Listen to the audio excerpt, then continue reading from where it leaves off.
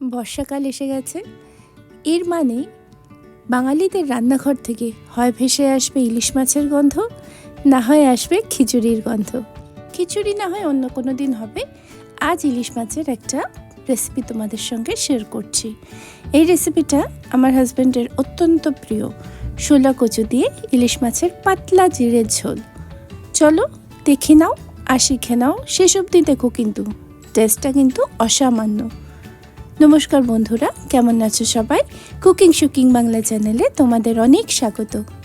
প্রথমেই তাই নিয়ে নিতে হবে কুইন অফ দ্য রেসিপি, ইলিশ মাছ। পেটি কাটা একসঙ্গে কেটে নিয়েছি রাউন্ড পিস করে। এখানে মোটামুটি 650 থেকে 700 গ্রাম মতন ইলিশ মাছ আছে, খুব হালকা ডিম আছে। প্রথমেই মাছটাকে নুন, হলুদ আর অল্প একটু সর্ষের তেল দিয়ে ভালো করে ম্যারিনেট করে 10-15 মিনিটের জন্য রেখে দাও। ততক্ষণে বাকি জোগাড়গুলো করে নেওয়া যাবে। মশলার জন্য নিয়ে নিতে হবে 3-4টে শুকনো লঙ্কা, সমপরিমাণ কাঁচা লঙ্কা, 3টে ছোট চামচ জিরে, 2 ছোট চামচ কালো সর্ষে। সাদা সর্ষে ইউজ করতে পারো, বাট আমি এই রান্নাটা কালো সর্ষে দিয়ে করেছি। এরকম একটা মিহি পেস্ট করে নিতে হবে। মশলাটা আমি মিক্সিতে খুব সামান্য জল, অল্প একটু নুন আর অল্প একটু হলুদ দিয়ে কিন্তু বেটে নিয়েছি। এবার নিয়ে নিয়েছি আরেকটি মেন ইনগ্রেডিয়েন্ট, সেটা হচ্ছে শোলা কচু। শোলা কচুর এই পার্টটা আমরা ইউজ করব। মাঝখান থেকে এরকম কেটে নিয়ে তারপর চোকলাগুলোকে একটু ঠিক করে ছাড়িয়ে নিতে হবে, একটু মোটা করে ছাড়িয়ে নিতে হবে। শোলা কচু এমনি খুব নরম, নামটাই যেমন সাজেস্ট করছে, শোলা মানে শোলার মতো নরম হয় আর হালকা হয়। চোকলাটা ছাড়ানো হয়ে গেলে একটু লম্বাটে আকারের ওই মাছের সঙ্গে একটু সামঞ্জস্য রেখে কেটে নিতে হবে।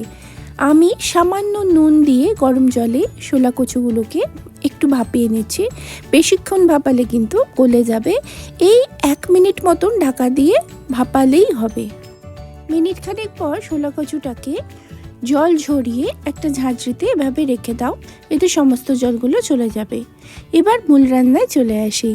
একটা প্যানে বা তোমাদের পছন্দ মতন পাত্রে সর্ষের তেল নিয়ে সেটা ভালো করে গরম করে নিয়ে আঁচটাকে কমিয়ে মাছের পিসগুলোকে আস্তে আস্তে ছেড়ে দাও। মাছগুলো কিন্তু খুব বেশি কড়া করে ভাজতে নেই, ইলিশ মাছ কখনোই কড়া করে ভাজলে ভালো লাগে না।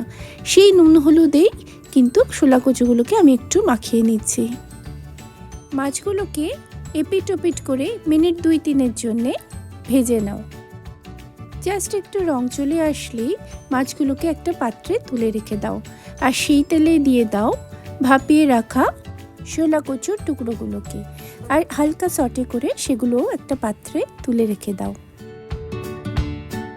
তেলটা গরমই আছে, গ্যাসের আঁচটা জাস্ট বাড়িয়ে নিয়ে দিয়ে দাও 1/2 চা চামচ সাদা জিরে ফোড়ন হিসাবে। ফোড়ন থেকে সুন্দর গন্ধ বেরোলেই দিয়ে দাও বাটা মশলাটা।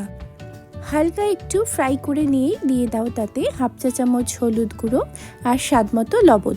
লবণ দেওয়ার সময় খেয়াল রাখতে হবে, মাছ ভাজাতে আমাদের লবণ দেওয়া আছে, শোলা কচুতেও আমরা সেদ্ধ করার সময় একটু লবণ দিয়েছি, তাই প্রথমে একটু অল্প দিয়ে নেওয়াই ভালো। মশলা থেকে কাঁচা ভাবটা চলে গেলে তেল ছেড়ে দিলে শোলা কচুর পিসগুলো দিয়ে কষাতে থাকো। মিনিট খানেক কষিয়েই দিয়ে দাও বড় 1 কাপ, এই আন্দাজ 300 ml মতন গরম জল। মাছের ঝোল কতটা রাখবে সেটা যার যার নিজস্ব চয়েস অনুযায়ী, তবে এই রান্নাটা কিন্তু গামাখা হয় না, একটু পাতলা ঝোল হলেই ভালো লাগে খেতে। এই অবস্থায় 2খানা কাঁচা লঙ্কা চিড়ে দিয়ে ঢাকা দিয়ে কচুগুলোকে সেদ্ধ হতে দাও। মিনিট খানেক এভাবে রাখলেই কচুগুলো সেদ্ধ হয়ে যাবে। তারপর ঢাকা খুলে দিয়ে দাও সাবধানে ভেজে রাখা ইলিশ মাছের টুকরোগুলো। গ্যাসের ফ্লেমটা হাইতে রেখে ঢাকা দিয়ে পরবর্তী 1-1.5 মিনিট ফুটালেই আমাদের মাছের ঝোল একদম রেডি। ঢাকনা খুলে গ্যাসের আঁচটা কমিয়ে বা বন্ধ করে দিয়ে বেশ খানিকটা কাঁচা সর্ষের তেল ওপর থেকে ছড়িয়ে দাও। এই অবস্থায় গ্যাসের ফ্লেমটা বন্ধ করে দাও। তারপর ঢাকা দিয়ে স্ট্যান্ডিং টাইম মিনিট 5-6-এর জন্য রেখে দিয়ে গরম গরম ভাতের সাথে পরিবার আর নিজে উপভোগ করো। কেমন লাগলো বন্ধুরা আজকের এই রেসিপি? ভালো লাগলে প্লিজ লাইক, কমেন্ট আর শেয়ার করো। আর যদি নতুন বন্ধু হও প্লিজ চ্যানেলটাকে সাবস্ক্রাইব করে বেল আইকনটাকে প্রেস করে দিও। পাশে থেকো, সাথে থেকো বন্ধুরা। দেখা হচ্ছে অন্য কোনো রেসিপির সাথে। ততদিন ভালো থেকো, সুস্থ থেকো, সাবধানে থেকো।